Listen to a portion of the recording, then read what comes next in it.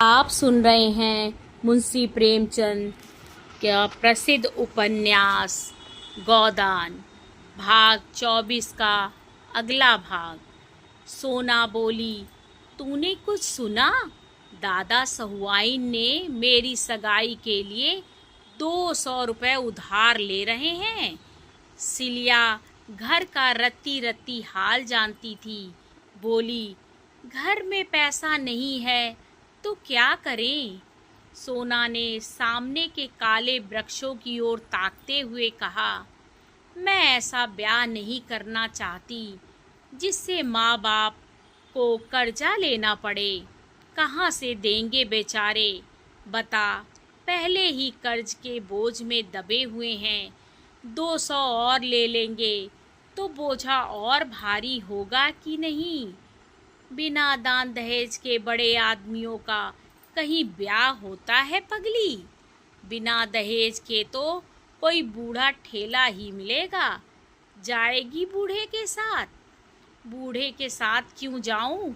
भैया बूढ़े थे जो झुनिया को ले आए। उन्हें किसने कै पैसे दहेज में दिए थे? उसमें बाप दादा का नाम डूबता है। मैं तो सोनारी वालों से कह दूंगी, अगर तुमने एक पैसा भी दहेज लिया तो मैं तुमसे ब्याह ना करूंगी। सोना का विवाह सोनारी के एक धनी किसान के लड़के से ठीक हुआ था, और जो वह कह दे कि मैं क्या करूं, तुम्हारे बाप देते हैं, मेरे बाप लेते हैं, इसमें मेरा क्या अख्तियार है? सोना ने जिस अस्त्र को रामबाण समझा था, अब मालूम हुआ कि वह बांस की केन है। हताश होकर बोली, मैं एक बार उससे कह के देख लेना चाहती हूँ। अगर उससे कह दिया मेरा कोई अख्तियार नहीं है तो क्या गोमती यहाँ से बहुत दूर है? डूब मरूंगी। माँ बाप ने मर मर के पाला पोसा, उसका बदला क्या यही है कि उसके घर से जाने लगूं तो उन्हें कर्जे से और लाती जाऊं? माँ बाप तो भगवान ने दिया हो तो खुशी से जितना चाहे लड़की को दे, मैं मना नहीं करती। लेकिन जब वह पैसे पैसे को तंग हो रहे हैं, आज महाजन नालिश करके नीलाम करा दे तो कल मजूरी करनी पड़ेगी। तो कन्या का धर्म यही है कि डूब मरे। घर की जमीन जायदाद तो बच जाएगी, रोटी का सहारा तो रह जाएगा। माँ बाप 4 दिन मेरे नाम को रोकर संतोष कर लेंगे। यह तो ना होगा कि मेरा ब्याह करके उन्हें जन्म भर रोना पड़े। 3-4 साल में 200 के दूने हो जाएंगे। दादा कहाँ से ला कर देंगे? सिलिया को जान पड़ा जैसे उसकी आंख में नई ज्योति आ गई है।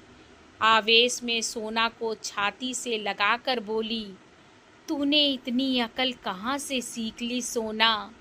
देखने में तो तू बड़ी भोली भाली है। इसमें अकल की कौन बात है चुड़ैल? क्या मेरे आंखें नहीं हैं कि मैं पागल हूँ? 200 मेरे ब्याह में लेंगे, 3-4 साल में वह दूना हो जाए, तब रुपया के ब्याह में 200 और लें। जो कुछ खेती बाड़ी है सब लीलाम नीलाम हो जाए और द्वार द्वार पर भीख मांगते फिरे। यही ना? इससे तो कहीं अच्छा है कि मैं अपने जान दे दूं। मुंह अंधेरे सोनारी चली जाना और उसे बुला लाना।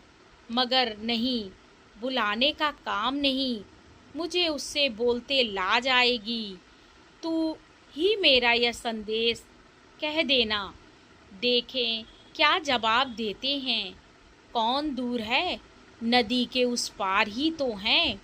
कभी कभी डोर लेकर इधर आ जाता है।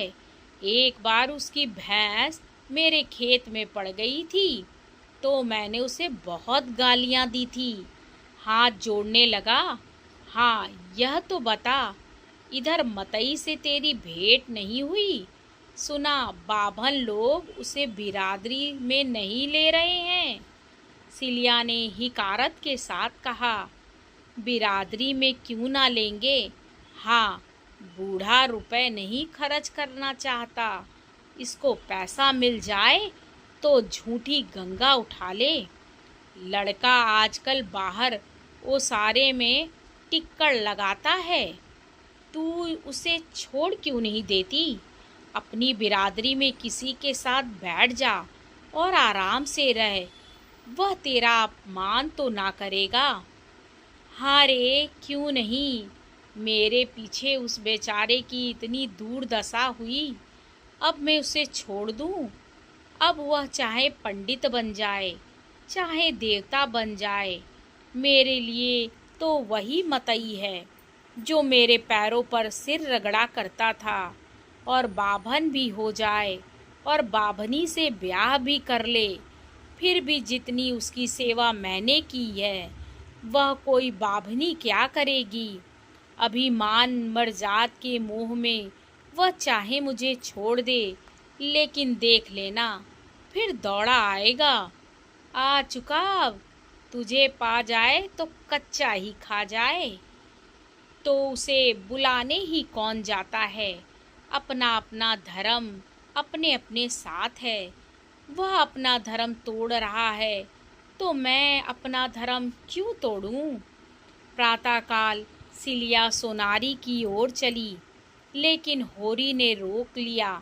धनिया के सिर में दर्द था, उसकी जगह क्यारियों को बराना था। सिलिया इनकार ना कर सकी। यहाँ से जब दोपहर को छुट्टी मिली तो वह सोनारी चली। इधर तीसरे पहर होरी फिर कुएं पर चला तो सिलिया का पता ना था। बिगड़ कर बोला, सिलिया कहाँ उड़ गई? रहती है, ना जाने किधर चल देती है, जैसे किसी काम में जी ही नहीं लगता। तू जानती है सोना कहाँ गई है? सोना ने बहाना किया, मुझे तो कुछ मालूम नहीं। कहती थी धोबीन के घर कपड़े लेने जाना है, वही चली गई होगी। धनिया ने खाट से उठकर कहा, चलो मैं क्यारी बराए देती हूँ। कौन उसे मजूरी देते हो जो बिगड़ रहे हो? हमारे घर में रहती नहीं है, उसके पीछे सारे गांव में बदनाम नहीं हो रहे हैं। अच्छा रहने दो, एक कोने में पड़ी हुई है तो उससे किराया लोगे? एक कोने में नहीं पड़ी हुई है, एक पूरी कोठरी लिए हुए है, तो उस कोठरी का किराया होगा कोई 50 रुपये महीना। उसका किराया 1 पैसा नहीं। हमारे घर में रहती है, जहाँ जाए पूछ कर जाए। आज आती है तो खबर लेता हूँ। पुर चलने लगा। धनिया को होरी ने ना आने दिया। रूपा क्यारी बराती थी और सोना मोट ले रही थी। रूपा गीली मिट्टी के चूल्हे और बर्तन बना रही थी और सोना सशंक आंखों से सोनारी की ओर ताक रही थी। शंका भी थी, आशा भी थी।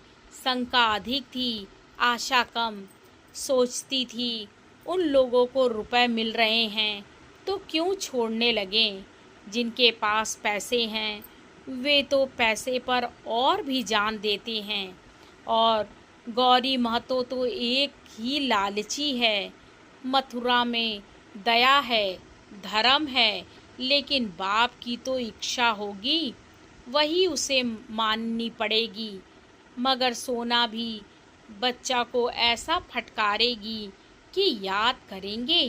वह साफ कहेगी, जाकर किसी धनी की लड़की से ब्याह कर, तू जैसे पुरुष के साथ मेरा निबाह ना होगा। कहीं गौरी महतो मान गए तो वह उसके चरण धो धो कर पिएगी, उनकी ऐसी सेवा करेगी कि अपने बाप की भी ना की होगी। और सिलिया को भर पेट मिठाई खिलाएगी। गोबर ने उसे जो रुपया दिया था उसे वह अभी तक संचे हुए थी। इस मृदु कल्पना से उसकी आंखें चमक उठीं और कपोलों पर हल्की सी लाली दौड़ गई। मगर सिलिया अभी तक आई क्यों नहीं? कौन बड़ी दूर है? ना आने दिया होगा उन लोगों ने। आहा, वह आ रही है, लेकिन बहुत धीरे धीरे आती है। सोना का दिल बैठ गया। अब आगे नहीं माने शायद। नहीं, सिलिया दौड़ती आती है तो सोना से हो चुका ब्याह। मुंह धो रखो। सिलिया आई जरूर, पर कुएं पर ना आकर खेत में क्यारी बराने लगी। डर रही थी, होरी पूछेंगे कहाँ थी अब तक, तो क्या जवाब देगी। सोना ने यह 2 घंटे का समय बड़ी मुश्किल से काटा, पर छूटते ही वह भागी हुई सिलिया के पास पहुंची। वहां जाकर तुम मर गई थी क्या? ताकते ताकते आंखें फूट गईं। सिलिया को बुरा लगा। तो क्या मैं वहां सोती थी? इस तरह की बातचीत राह चलते थोड़े ही हो जाती है। अवसर देखना पड़ता है। मथुरा नदी की ओर ढोर चराने गए थे। खोजती खोजती उसके पास गई और तेरा संदेशा कहा। ऐसा प्रसन्न हुआ कि तुझसे क्या कहूँ। मेरे पाँव पर गिर पड़ा और बोला, सिल्लो, मैंने जब से सुना है कि सोना मेरे घर में आ रही है, तब से आंखों की नींद हर गई है। उसकी वह गालियाँ मुझे फल गईं, लेकिन काका को क्या करूं? वह किसी की नहीं सुनते। सोना ने टोका। तो ना सुने? सोना भी जिद्दीन है। जो कहा है वह कर दिखाएगी, फिर हाथ मलते रह जाएंगे। बस उसी क्षण ढोरों को वहीं छोड़ मुझे लिए हुए गोरी महतो के पास गया। महतो के 4 पुर चलते हैं। कुआं भी उन्हीं का है। 10 बीघे का ऊख है। महतो को देख के मुझे हंसी आ गई, जैसे कोई घसियारा हो। हाँ, भाग का बली है। बाप बेटे में खूब कहा सुनी हुई। गौरी महतो कहते थे, तुझसे क्या मतलब? मैं चाहे कुछ लूं या ना लूं, तू कौन होता है बोलने वाला? मथुरा कहता था, तुमको लेना देना है तो मेरा ब्याह मत करो। मैं अपना ब्याह जैसे चाहूँगा कर लूँगा। बात बढ़ गई और गोरी महतो ने पनहिया उतारकर मथुरा को खूब पीटा। कोई दूसरा लड़का इतनी मार खाकर बिगड़ खड़ा होता, मथुरा एक घूंसा भी जमा देता, तो महतो फिर ना उठते। मगर बेचारा 50 जूते खाकर भी कुछ ना बोला। आंखों में आंसू भरे मेरी ओर गरीबों की तरह ताकता हुआ चला गया। तब महतो मुझ पर बिगड़ने लगे। सैकड़ों गालियां दी, मगर मैं क्यों सुनने लगी थी? मुझे उनका क्या डर था? मैंने सफा कह दिया, महतो, 200-300 कोई भारी रकम नहीं है, और होरी महतो इतने में बिक ना जाएंगे। ना तुम ही धनवान हो जाओगे, वह सब धन नाच तमाशे में ही उड़ जाएगा। हाँ, ऐसी बहू ना पाओगे। सोना ने सजल नेत्रों से पूछा, महतो इतनी ही बात पर उन्हें मारने लगे? सिलिया ने यह बात छिपा रखी थी। ऐसी अपमान की बात सोना के कानों में ना डालना चाहती थी, पर यह प्रश्न सुनकर संयम ना रख सकी। बोली, वही गोबर भैया वाली बात थी। महतो ने कहा, आदमी जूठा तभी खाता है जब मीठा हो। कलंक चांदी से ही धुलता है। इस पर मथुरा बोला, काका, कौन घर कलंक से बचा हुआ है? हाँ, किसी का खुल गया, किसी का छिपा हुआ है। गौरी महतो भी तो पहले एक चमारिन से फंसे थे, उससे 2 लड़के भी हैं। मथुरा के मुंह से इतना निकलना था कि डोकरे पर जैसे भूत सवार हो गया। जितना लालची है उतना ही क्रोधी भी है, बिना लिए ना मानेगा। दोनों घर चलीं। सोना के सिर पर चरसा, रस्सा और जुएं का भारी बोझ था, पर इस समय वह उसे फूल से भी हल्का लग रहा था। उसके अंतःस्थल में जैसे आनंद और स्फूर्ति का सोता खुल गया हो। मथुरा की वह वीर मूर्ति सामने खड़ी थी और वह जैसे उसे अपने हृदय में बिठाकर उसके चरण आंसुओं से पखार रही थी, जैसे आकाश की देवियां उसे गोद में उठाए आकाश में छाई हुई लालिमा में लिए जा रही हो। उसी रात को सोना को बड़े जोर का ज्वर चढ़ गया। तीसरे दिन गौरी महतो ने नाई के हाथ एक पत्र भेजा। स्वस्ति श्री सर्वोपमा जोग श्री होरी महतो को गौरी राम का राम राम बाचना। आगे जो हम लोगों में दहेज की बातचीत हुई थी उस पर हमने शांत मन से विचार किया। समझ में आया कि लेन देन से वर और कन्या दोनों ही घर वाले जेरबार होते हैं। जब हमारा तुम्हारा संबंध हो गया तो हमें ऐसा व्यवहार करना चाहिए कि किसी को ना अखरे। तुम दान दहेज की कोई फिक्र मत करना। हम तुमको सौगंध देते हैं, जो कुछ मोटा महीन जुरे बारातियों को खिला देना, हम वह भी ना मांगेंगे। रसद का इंतजाम हमने कर लिया है। हाँ, तुम खुशी खुशी से हमारी जो खातिर करोगे वह सिर झुकाकर स्वीकार करेंगे। होरी ने पत्र पढ़ा और दौड़े हुए भीतर जाके धनिया को सुनाया। हर्ष के मारे उछला पड़ता था, मगर धनिया किसी विचार में डूबी बैठी रही। एक क्षण के बाद बोली, यह गौरी महतो की भलमनसी है, लेकिन हमें भी तो अपने मर्जाद का निबाह करना है। संसार क्या कहेगा? रुपया हाथ का मैल है, उसके लिए कुल मर्जाद नहीं छोड़ा जाता। जो कुछ हमसे हो सकेगा देंगे और गौरी महतो को लेना पड़ेगा। तुम यही जवाब लिख दो। माँ बाप की कमाई में क्या लड़की का कोई हक नहीं है? नहीं, लिखना क्या है। चलो, मैं नाई से संदेशा कहलाए देती हूँ। होरी हतबुद्धि सा आंगन में खड़ा था और धनिया उस उदारता की प्रतिक्रिया में जो गौरी महतो की सज्जनता ने जगा दी थी, संदेशा कह रही थी। फिर उसने नाई को रस पिलाया और विदाई देकर विदा किया। वह चला गया तो होरी ने कहा, यह तूने क्या कर डाला धनिया? तेरा मिजाज आज तक मेरी समझ में ना आया।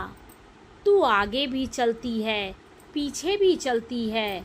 पहले तो इस बात पर लड़ रही थी कि किसी से एक पैसा कर्ज मत लो, कुछ लेने दिलाने का काम नहीं है। और जब भगवान ने गौरी के भीतर बैठकर यह पत्र लिखवाया तो तूने कुल मर्जाद का राग छेड़ दिया। तेरा मरम भगवान ही जाने। धनिया बोली, मुंह देखकर बीड़ा दिया जाता है, जानते हो कि नहीं? तब गौरी अपने शान दिखाते थे, अब वह भलमनसी दिखा रहे हैं। ईंट का जवाब पत्थर हो, लेकिन सलाम का जवाब तो गाली नहीं है। होरी ने नाक सिकोड़ कर कहा, तो दिखा अपनी भलमनसी, देखे कहाँ से रुपए लाती है। धनिया आंखें चमकाकर बोली, रुपए लाना मेरा काम नहीं, तुम्हारा काम है। मैं तो दुलारी से ही लूँगा, ले लो उसी से, सूद तो सभी लेंगे। जब डूबना ही है तो क्या तालाब और क्या गंगा। होरी बाहर आकर चिलम पीने लगा। कितने मज़े से गला छूटा जाता था, लेकिन धनिया जब जान छोड़े तब तो, जब देखो उल्टी ही करती है। इसे जैसे कोई भूत सवार हो जाता है। घर की दशा देखकर भी इसकी आंखें नहीं खुलती। आगे की कहानी अगले भाग में।